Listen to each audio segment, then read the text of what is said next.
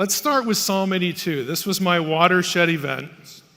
But this was the passage that my friend on that morning in church said, you need to read this in Hebrew. Okay, the Hebrew line for verse 1 says, Elohim nitzav ba'adat el. God has taken his place in the divine council. If I click on God, we have the word Elohim. This is a word you've probably heard before.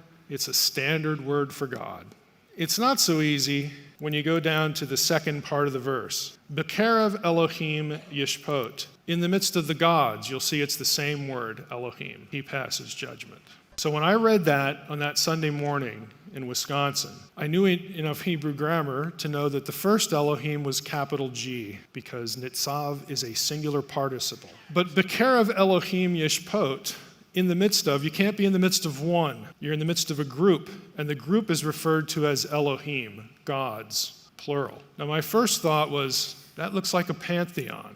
That looks like something we'd read about in Greek and Roman mythology.